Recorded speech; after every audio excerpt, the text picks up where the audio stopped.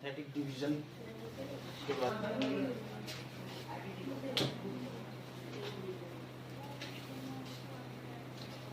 देखो भाई, सबसे पहले तो आज हम देखेंगे synthetic division method. Okay, how to solve a cubic equation by quadratic equations by synthetic division method. Okay, अब सिंथेटिक डिवीजन आपने अभी तक शायद नहीं सीखा होगा कभी भी, तो काफी इजी है, इसमें कोई भी प्रॉब्लम नहीं है। कल मैंने शायद इंस्पेक्शन मेथड के बारे में बताया था आपको।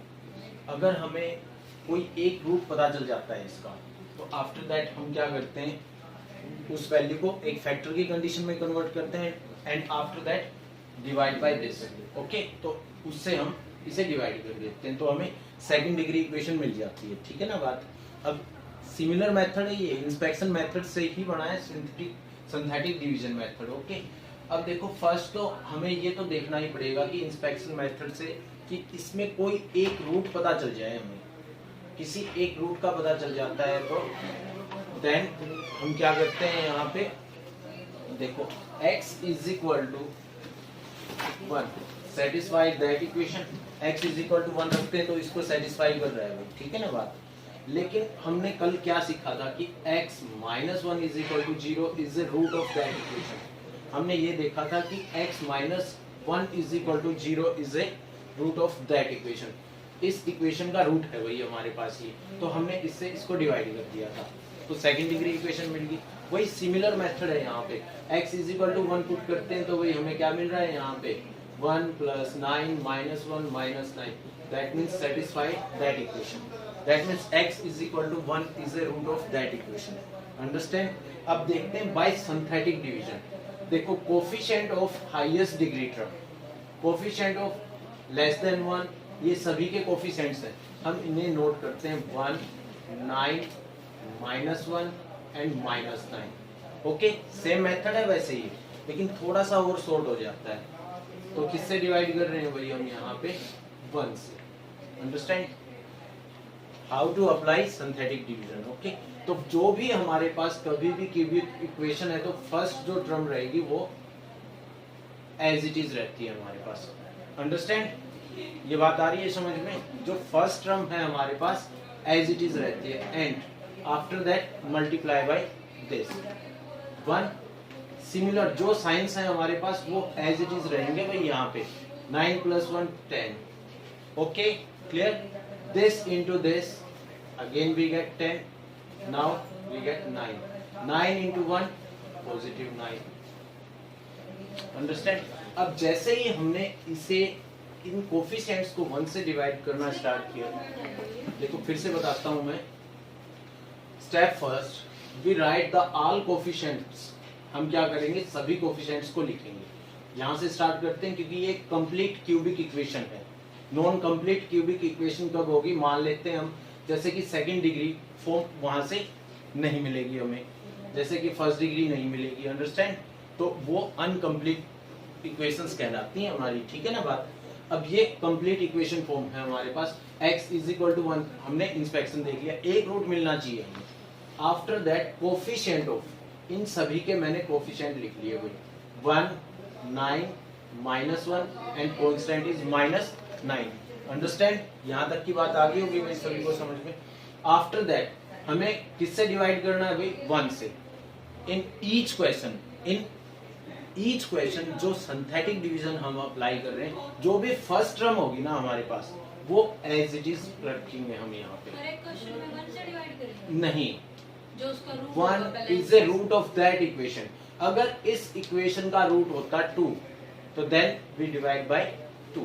तो हम किससे डिवाइड करते हैं भाई, 2 से ही डिवाइड करते हैं, सीधी सी बात है ये तो। अगर 3 है तो 3 से। लेकिन first coefficient as it is, this into this at here.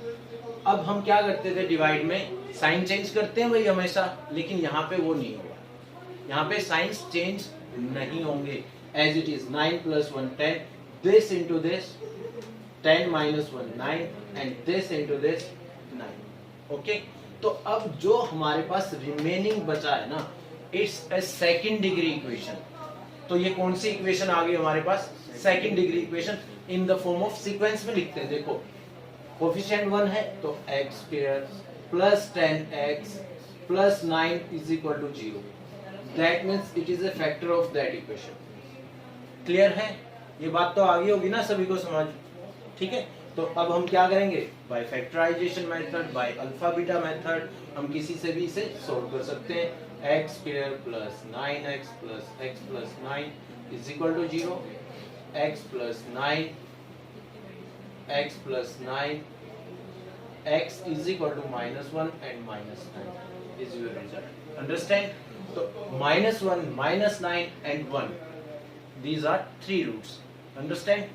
Clear है ना भाई? ये बात तो ये थी क्यूबिक इक्वेशन। अब बाय क्वाड्रेटिक इक्वेशंस हैं हमारे पास, ठीक है ना बात? अब इसका दूसरा रूट क्या हो सकता था भाई? x is equal to -1. Understand? अगर x is equal to -1 रखते हैं तो भी ये इक्वेशन को सेटिस्फाई करेगा, ठीक है ना बात? तो यहाँ पे किससे सिंथेटिक करते हैं हम? -1 से। तो सिमिलर कंडीशंस रहेंगी 1 9 -1 -9। Okay, as it is -1 we get 8 -8 -9 plus 9, again remainder is 0. It's known as remainder. Okay, यहाँ पे हमारा रिमाइंडर बचता है हमेशा, ठीक है ना बात? अगर रूट नहीं होगा तो रिमाइंडर कुछ ना कुछ बचेगा, 0 नहीं बचेगा, ठीक है ना बात? तो again x square plus 8x minus 9 is equal to 0. Is it clear? तो x square plus 9x minus x minus 9 is equal to 0. तो x plus 9, तो we get x is equal to 1 and minus 9 is that root. Understand? तो हम क्या कह सकते हैं, इसके रूट्स क्या क्या हो सकते हैं? Plus -1 and -9. Is it clear? ये बात आ गई होगी सभी को समझ में, ठीक है ना बात? अब बाय क्वाड्रेटिक इक्वेशन में बाय इंस्पेक्शन अगर मैंने यहाँ पे क्या देखा, x is equal to 1 root मिला। अगर यहाँ पे बाय क्वाड्रेटिक होता तो यहाँ पे जो न्यू इक्वेशन आने वाली है मेरी, वो किस में आती? क्यूबिक में आती। अगेन डिवाइड करते तो वो किस में आती? Second degree equation, quadratic, and solve it. Understand? तो एक बाय क्वाड्रेटिक के लिए जिसके 2 रूट्स हमें पता है लेकिन 2 रूट्स पता नहीं है हमें, तो वो सॉल्व करते हैं। ठीक, नहीं कोई जरूरी नहीं है। By quadratic equation solve bye synthetic division method. अब देखो इसमें कंडीशंस हमें हमेशा क्या मिलेगा? 2 रूट्स गिवन मिलेंगे, या फिर सम ऑफ रूट्स मिलेगा, या फिर हमारे पास in the form of arithmetic progression sum of roots, in the form of geometric progression, harmonic progression. That means कोई ना कोई कंडीशन हमें जरूर मिलेगी। अगर हमारे पास यहाँ पे 2 रूट्स हैं तो how to apply the synthetic division? तो यहाँ पे हम synthetic division similar method apply करते हैं भाई। सबसे पहले तो कोफिशिएंट्स को रखते हैं 1 -16 86 -176 and 105 divide by 1। Okay, 4th degree equation है भाई, तो वहां से मुझे क्या मिलने वाली है? 3rd degree equation. अंडरस्टैंड? तो 1 as it is, this into this at here -15, this into this -15. Understand? 6 - 5 1, 8 - 1 71, this into this 71। Positive रहेगा भाई एज इट इज साइंस, ये ध्यान से देखें। 105 and this into this 10 negative sign. Now we get the remainder is 0. It's a 3rd degree equation. तो 3rd degree equation है तो इसी का एक फैक्टर है वो, तो मैं लिख सकता हूँ x³ -15x² plus 71x minus, या फिर 105 यहीं पे रख सकते हो, 105 is equal to 0. That means it's a 3rd degree equation. अब एक रूट तो मुझे मिल गया था भाई इसका, यहाँ पे गिवन है x is equal to 1 and x is equal to 7. Now it's as it is 3rd degree equation. Now again divide by 7. Second root है ना भाई हमारे पास, यहाँ पे 2 रूट्स दे रखे हैं, तो सिमिलर मेथड अप्लाई करते हैं भाई। 1 as it is, फिर से वही 7 into 1। ये बात क्लियर है, ठीक है ना बात? नेगेटिव ऑफ 56 क्लियर है भाई? यहाँ तक की तो बात सभी को आ रही होगी ना समझ में। तो -56 एंड +71, फिर से हमें क्या मिलेगा? 15 positive, this into this 105 positive. Now again we get the value is remainder is 0. Now that equation is a second degree equation. X square minus 8x plus 15 is equal to 0. Understand? We get, यहाँ से तो हमारे पास क्या थे? 2 roots थे। इसका मतलब ये भी इसी इक्वेशन का फैक्टर है। अगर मैं यहाँ पे इसके रूट्स निकाल लेता हूँ तो remaining 2 roots of that equation, इसी इक्वेशन के 2 रूट्स मिल जाएंगे हमें। तो x square minus 5x minus 3x plus 15 is equal to 0। Okay, तो x माइनस 5 x माइनस 5, तो we get x is equal to 3 and 5 is other roots. Understand? Clear है बात? 2 रूट थे 1 7 and other 2 roots are 3 and 5 which are satisfy that equation. Understand? Is known as synthetic division. Understand? चलो करो। Exercise B unit first की है भाई हमारी। तो क्वेश्चन नंबर फर्स्ट है, the sum of 2 numbers is 52 and their difference is 2. The numbers are, अब देखो वही है, 2 मेथड्स हैं हमारे पास। लगभग हम कोशिश करेंगे कि जितने भी हमारे पास वेरिएबल कंडीशंस हैं इक्वेशंस में, तो अगर हम क्विक करना चाहते हैं तो क्या करें? ऑप्शंस के यूज कर सकते हैं, बिल्कुल इजी, और कंडीशंस को देख सकते हैं यहाँ पे। अगर हम इसे सोल्व करते हैं, the sum of 2 numbers is 52, that means हम क्या कर लेते हैं? अज्यूम कर लेते हैं, लेट कर लेते हैं कि 2 numbers are x and y। We get, first condition क्या कहता है कि भाई sum of 2 number is 52 and their difference is 2, that means x plus y is equal to 52, first equation. And now x minus y is equal to 2, second one. In 2 variable condition में ले लिया भाई मैंने इसे, ठीक है ना बात? अब हम यहाँ से क्या कर सकते हैं? एलिमिनेशन मेथड यूज कर सकते हैं, सब्ट्रैक्ट या फिर ऐड कर लेते हैं। तो कोई एक वेरिएबल हमारे पास क्या होगा? एलिमिनेट हो जाएगा।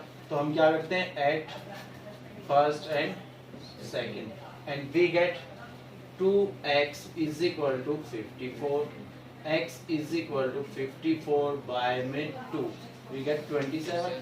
Understand? Substitute the value of x in any one equation. Understand? किसी भी एक में रख देते हैं। तो फर्स्ट में पुट करते हैं, तो पुट किया वही हमने, x is equal to 27 in first, तो x plus y is equal to 52. Understand? तो x is equal to 27 plus y is equal to 52. y is equal to 52 minus 27, we get 25. Understand? तो हमें क्या मिल गया यहाँ से? 25. Clear? 27 and 25 is your result. 27 and 25. Option number C is right answer. Okay. Now by direct option से देखते हैं भाई। सबसे पहली कंडीशन है हमारे पास, sum of 2 numbers is 52. A part उठाता हूँ भाई पहले। 17 plus 15 does not is equal to 52, है ही नहीं भाई, ठीक है ना बात? क्लियर है? तो फर्स्ट तो क्या हो गया? कैंसिल हो गया। बी पार्ट लेते हैं भाई, 12 plus 10 sum of 2 numbers is equal to 52, क्या है? नहीं है भाई, दैट्स ऑल। ये भी नहीं हो सकता। सी पार्ट लेते हैं, सम ऑफ 2 numbers is 52, राइट है भाई ये condition. And other condition is and their difference is 2, so 27 minus 25, again we get right condition. Now option number C is right answer. B is, ठीक है ना बात? Okay. Okay. Now next question is, ठीक है? The diagonal of a rectangle is 5 centimeter and one of at side is 4 centimeter. Its area is, understand? अब देखो solution देखते हैं भाई। इसने गिवन क्या किया भाई? Any rectangle and its diagonal and one side given की है। अंडरस्टैंड? तो डायगोनल कितना है? 5 centimetre and one side is 4 centimetre. Understand? तो A B C D, Understand? Now we get in a rectangle, that means it is a perpendicular. This one is base and hypotenuse. Clear है बात? By Pythagoras theorem. ठीक है ना बात? Let the other side is equal to x मान लेते हैं भाई हम कोई भी. Clear है ना भाई ये बात? तो by it's a right angle triangle. DAB कह सकता हूँ मैं, या फिर ABD is a right angle triangle. Right angle triangle. अब प्रॉपर्टीज है वही राइट एंगल ट्रायंगल की. That means any one angle is 90 degree and sum of any one side is equal to sum of the square of other two sides. ठीक है ना बात? तो by Pythagoras theorem बोल देते हैं जिसे हम, जहां पे हाइपोटेनस का square is equal to base का स्क्वायर प्लस में परपेंडिकुलर का स्क्वायर होता है. ठीक है ना बात? क्लियर? अब हमारे पास वैल्यूज हैं यहाँ पे 5 का square, base is 4 square and it's x square. Understand? Now we get 25 minus 16 is equal to x square. That means 9 is equal to x square. X is equal to 3. Understand? Clear ये बात तो सभी को? And इसने पूछा क्या है? Its area is area of rectangle, length into breadth. Okay? So now area of rectangle.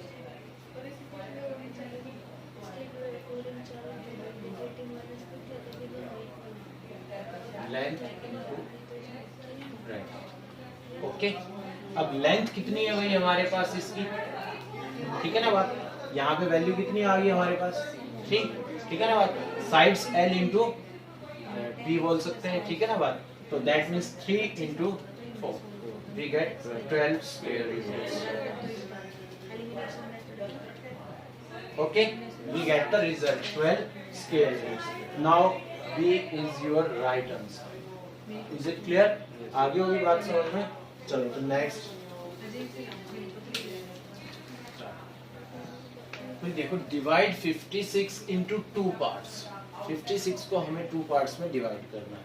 Such that, अब कंडीशन क्या गिवन करता है? Such that 3 times the first part, 3 times the first part, जो भी इनमें से फर्स्ट पार्ट होने वाला है हमारा, first part exceeds 1/3 of the second part. जो एक्सीड का मतलब ज्यादा है भाई यहाँ पे. ठीक है ना बात? Exceeds 1/3 of the second part. अगर हम यहाँ पे 1/3 कर देते हैं सेकंड पार्ट का by 48. Understand? The parts are. Understand? तो वी टेक बाय ऑप्शंस. मैं डायरेक्ट किससे करवा रहा हूँ भाई? ऑप्शन से. अगर हम सॉल्यूशन करते हैं डिवाइड 56 into 2 पार्ट्स, 2 पार्ट्स में डिवाइड कर रहे हैं, तो टोटल कितना है भाई हमारे पास? 56. Any one part is x, then other is 56 minus x. ठीक है ना बात? क्लियर है बात ये तो? And now apply the conditions. Understand? अब हम देखते हैं डायरेक्ट ऑप्शन नंबर ए लेते हैं भाई. फर्स्ट कंडीशन फर्स्ट के रिगार्डिंग सोचेंगे. Such that 3 times the first part, 3 times the first part. Now first part is 20, so 20 into 3 times. Understand? First part exceed 1/3 of the second part. Now 1/3 of the second part. ठीक है ना बात? By 48. Understand? अगर मैं इसका 1/3 कर देता हूँ तो ये पहले वाले से, जो ये पहले वाला है, ये इससे कितना ज्यादा होगा? 48. अंडरस्टैंड? तो यहाँ से हमें कितना मिल रहा है? 60 and 12. अंडरस्टैंड? तो now it's exceed 48 by first, because 12 plus 48 is equal to, again we get a 60. Now option number A is right. Understand? Clear है ना बात? ये तो आगे होगी समझ में, बिल्कुल सिंपल है. अब बी ऑप्शन उठाते हैं हम, देखते हैं बाय बी. देखो फर्स्ट का 3rd टाइम और सेकंड का 1/3. ठीक है बात? 31 है. ओके, 31 बाय में 3. अंडरस्टैंड? तो that means we get 75. It's not exceed 48. These are not is equal to, understand? तो ये तो हो ही नहीं सकता, ठीक है बात आगे होगी ना, बात समझ में। वैसे हमें फर्स्ट मिल चुका है, आगे चलते हैं जो। तो now option number A is your right answer. Is it clear? तो चलते हैं भाई नेक्स्ट क्वेश्चन नंबर 4। वही क्वेश्चन समझेंगे अच्छे से, ठीक है। The sum of the digits of two digit number is 10. Two digit numbers, that means ones place and tens place. Understand? Two digit number.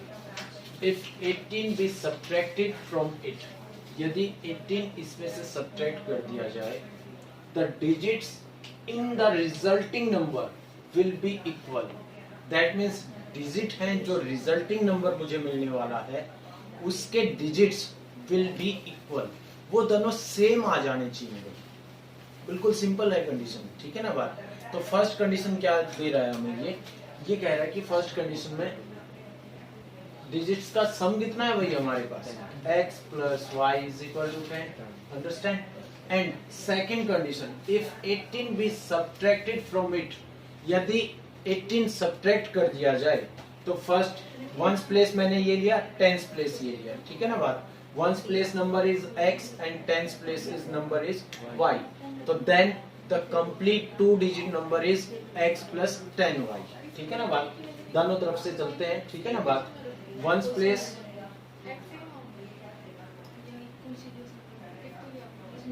Late कर लेते हैं भाई, इज इक्वल टू x, ठीक है ना बात। तो tens place digit is y. Understand? Now the number is complete number is x plus 10y. Understand? ये बात तो आ गई होगी समझ में सभी को। तो इसने फर्स्ट कंडीशन में क्या दिया, sum of the digits is equal to 10. Understand? If 18 be subtracted from it, अगर 18 उस नंबर में से सब्ट्रैक्ट कर दिया जाए तो then the resulting number will be equal. अगर मैं इस नंबर में से 18 सब्ट्रैक्ट कर देता हूं तो then we get the resulting number. After solving that we get the resulting number, जो हमें मिलने वाला है उसके डिजिट्स क्या मिलेंगे, same. That means x into 10y लिखने वाला था मैं, ठीक है ना बात। तो x is equal to y की कंडीशन बन जाती है यहाँ से, मतलब दोनों सेम रहेंगे। फॉर एग्जाम्पल अगर मैं लिखता हूँ कि जैसे मैंने कोई भी डिजिट लिया 22, बोथ डिजिट्स आर इक्वल, तो हमें जो रिजल्ट मिलने वाला है वो रिजल्ट क्या मिलना चाहिए, both digits are same. That means both digits, अगर टू डिजिट की बात करते हैं तो x इंटू एक्स कह सकता हूं मैं, या फिर y इंटू वाई बोल सकता हूँ, ठीक है ना बात। क्लियर है बात। नाउ जैसे कि 22, 33, 44, 55 we get that result. Understand? वैसे तो डिजिट्स की मल्टीप्लीकेशन क्या होगी, x इंटू वाई, ठीक है ना बात। तो x इंटू जो डिजिट्स की मल्टीप्लीकेशन है वो कह रहा है कि बोथ डिजिट्स आर इक्वल, दोनों के दोनों इक्वल होने चाहिए। अगर पहले वाला x है तो दूसरे वाला भी x होगा, ठीक है ना बात। नाउ ये तो एक मेथड हो गया हमारे पास, सॉल्व इट। स्क्वेयरिंग इक्वेशन अभी तक हमने की नहीं है, ठीक है ना बात। यहाँ से वैल्यू सब्स्टिट्यूट करते हैं हम, ठीक है ना बात, तो वो हमने मेथड नहीं किया। अब चलते हैं ऑप्शंस पे, ठीक है ना बात। First condition is a part लेता हूँ भाई, 3 plus 7, that means satisfied. Understand?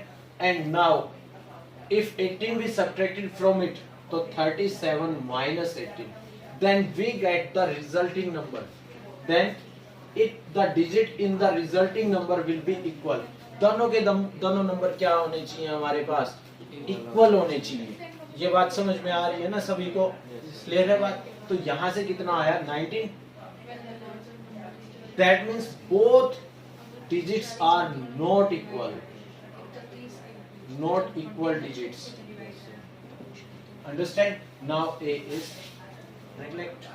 B option is 73. Now the sum is 7 plus 3, we get 10. First condition satisfied. Second condition is फिर से if 18 be subtracted from it, the digits will be equal. तो 18 subtract करते हैं भाई number में से, 13 minus 8 5 6 minus, both digits are equal. ठीक है ना बात, इक्वल डिजिट्स हैं भाई, अंडरस्टैंड। अगर इक्वल डिजिट्स हैं तो now B is your right option, understand, B is reason. चले तो भाई next part of a number, let the number be x, x मान सकते हैं। अगर हम सॉल्यूशन देखते हैं, the fourth part of a number exceeds the sixth part by 4। इसका मतलब जो फोर्थ पार्ट है हमारे पास वो कितना ज्यादा है, सिक्स्थ पार्ट से 4 ज्यादा है भाई, बस इतनी सी कंडीशन है। अगर यहां से देखता हूं मैं बाय ऑप्शन, पहले let the number be x, x मान लेते हैं, fourth part of a x, ठीक है बात, number exceed the sixth part by 4 equal to sixth part is x by 6, this one is exceed 4 by this, इससे ये कितना ज्यादा है, 4 ज्यादा है। बहुत कंडीशंस है, या तो इस साइड सब्ट्रैक्ट कर लेते हैं या फिर इस साइड ऐड कर लेते हैं, it's your condition, be simple, understand, clear. तो कितना आ गया भाई, x plus 16 by 4 x by 6 cross कर देते हैं, 6 into x plus 16 is equal to 4x, 96 is equal to 4x. Now 6x minus 4x is equal to 96 minus 96. Numbers पे कोई इफेक्ट नहीं पड़ने वाला भाई। 2x is equal to 96, x is equal to 96 by 2. Now we get 48 is your right answer. C is your right option. Okay, now by options. Be quick, ठीक है ना बात। The fourth part of a number exceed the sixth part by 4. The number is, ठीक है ना बात। अब fourth part निकाल लेते हैं भाई 84 का। Okay, we get 21, ठीक है ना बात। It's fourth part, it's sixth part, sixth part देखते हैं भाई 1 and 4 point something, ठीक है ना बात। तो ये इससे 4 ज्यादा होना चाहिए था, प्लस 4 करेंगे तो 18 by something. Now A is not A right. B part पे चलते हैं भाई, fourth part of this 11, fourth part of this 7 point something, ठीक है ना बात। 4 ऐड करते हैं, 7 प्लस 4, ठीक है ना बात, क्लियर है ये बात। तो 11 पॉइंट समथिंग, ठीक है ना बात, तो it is not equal. Now see part देखते हैं भाई हम यहाँ से, 48 बाई में 4, तो that means 12 and sixth part is 8, that means this is exceed from 4, ठीक है ना, ये ज्यादा है तो सी इज राइट, अंडरस्टैंड, क्लियर। चलो now next question number 6। 10 years ago the age of a father was 4 times of his son, then hence आएगा भाई यहाँ पे, ये कह रहा है कि 10 years hence, okay, 10 years hence, 10 years hence the age of the father will be twice that of his son. The present age of the father and the son are, देखो भाई 10 years ago, तो भाई जो father की as होगी 10 years ago क्या होगी, that means subtract 10, ठीक है ना बात। अब एग्जैक्ट यहाँ पे ऑप्शन नंबर ये लेके चलता हूँ, तो 10 years ago, तो 50 माइनस 10 40 हो जाएगी भाई, ठीक है ना बात। 10 years hence 10 साल बाद, ठीक है ना बात, hence the age of the father, तो 10 years ago थी जो हमारे पास, इसकी एज 40 है, and age of father, age of father is 40 and 10 years ago age of son, that means 20 minus 10 we get 10, ठीक है बात। of a father was 4 time of his son, क्या ये 4 टाइम है भाई इस सन के? 10 इंटू 4 40। तो इसका मतलब फर्स्ट कंडीशन तो हमारे पास बन रही है कि 10 years ago, now 10 years hence, hence means 50 plus 10, that means 60, okay. 10 years hence सन की क्या हो जाएगी भाई? 20 plus 10 30. Now condition is age of the father will be twice that of its son. That means its son, it's also 30 into 2 is equal to 60. तो ये भी condition satisfy हो रही है भाई हमारे पास. ना option number A is right. Understand? A is your answer. अगर कंप्लीट सॉल्व करते हैं तो that means let the age of a father, okay, x मान लेते हैं और apply the conditions. Understand? x plus 10 हो जाएगी, ठीक है, और सन की मान लेंगे y, तो y प्लस 10 हो जाएगी. 2 इक्वेशंस इनमें 2 वेरिएबल भी सॉल्व कर सकते हैं और 1 वेरिएबल भी. अंडरस्टैंड? तो now next question number 7. Question, the product of two numbers is 32,000 and the question when the larger number is divided by the smaller is 2. तो ये कहता है कि अगर छोटे वाले नंबर से बड़े वाले नंबर को डिवाइड कर दिया जाए तो हमें रिजल्ट है जो वो कितना मिलना चाहिए? 2. द नंबर्स आर, तो हमें नंबर्स बताने हैं, ठीक है ना बात. तो कंडीशंस फर्स्ट 8 लेते हैं भाई, तो 16 into 200 that means 32. First condition is satisfy. Now second condition is, अब ये क्या कह रहा है कि अगर हमारे पास and the question when the larger number is divided by the smaller and we get only 2, that means it is not is equal to 2. That means first is not right. Understand?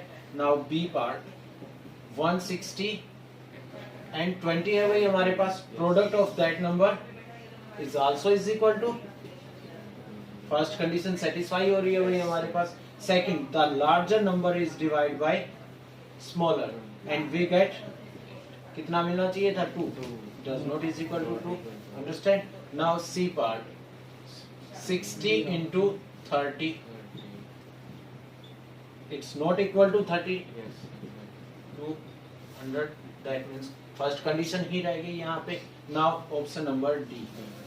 D है हमारे पास भाई 80 into 40, तो 3200 आ गया भाई हमारे पास.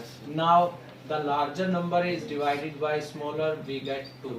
Both condition are satisfied. Now option number D is your right answer. Understand? Yes, okay, now next question, question number 8. The denominator of a fraction exceed the numerator by 2. First of all options देखते हैं भाई इसके. A तो दे रखा है हमें कितना? 5/7, B is 1/3 and C is 7/9 and D is 3/5. Okay? अब according to condition देखते हैं. The denominator of a fraction exceed the numerator by 2. तो न्यूमिनेटर बाय में डिनोमिनेटर. अंडरस्टैंड? तो फर्स्ट कंडीशन क्या दी है भाई उसने? जितने भी हमारे पास डिनोमिनेटर है of a fraction, denominator exceed the numerator by 2. जितना भी न्यूमिनेटर होगा उससे कितना ज्यादा होना चाहिए? 2 ज्यादा. First condition. Now second condition, if 5 be added to the numerator, अगर हम 5 ऐड कर देते हैं न्यूमिनेटर में, the fraction increase by unity.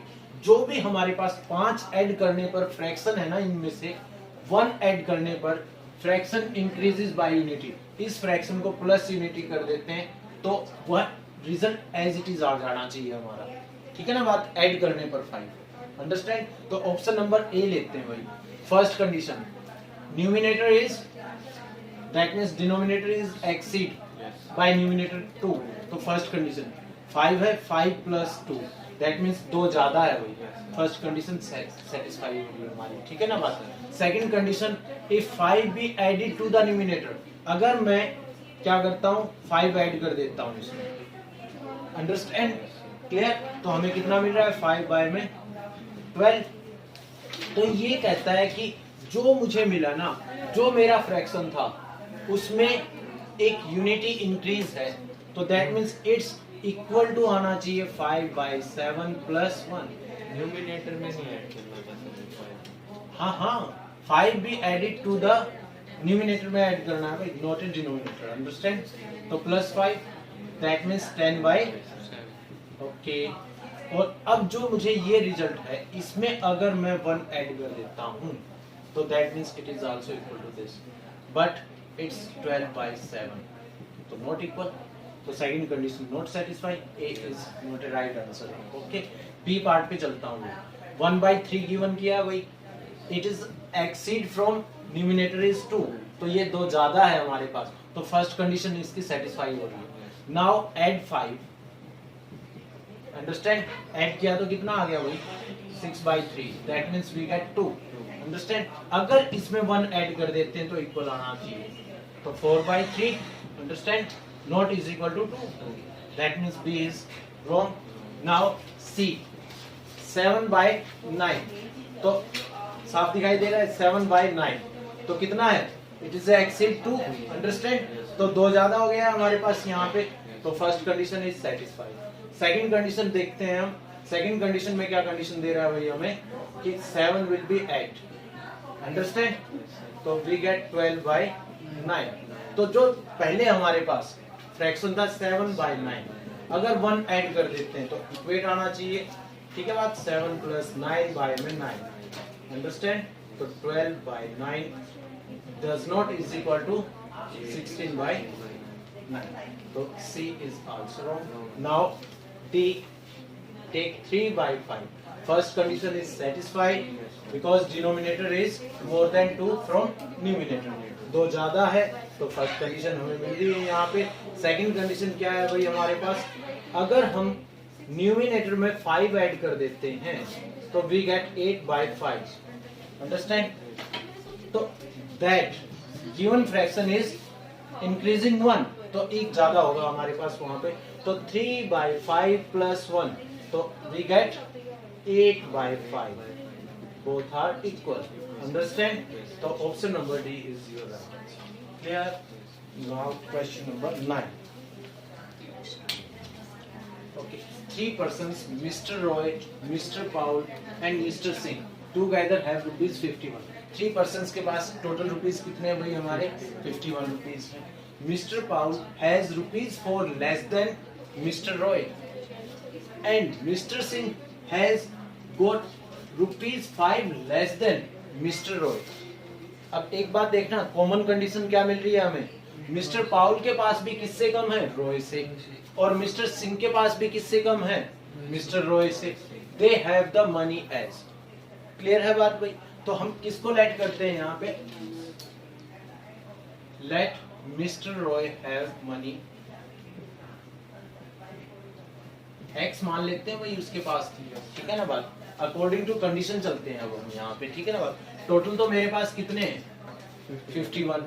अब इसने कहा था कि mister Paul has rupees 4 less than mister Roy, ठीक है, रॉय से कितने कम है 4, understand, and mister Singh has got rupees 5 less than mister Roy, और फिर इसके पास भी कितने कम है 5, अंडरस्टैंड, क्लियर है, and it's x, that means sum of all 3 is equal to कितना है 51।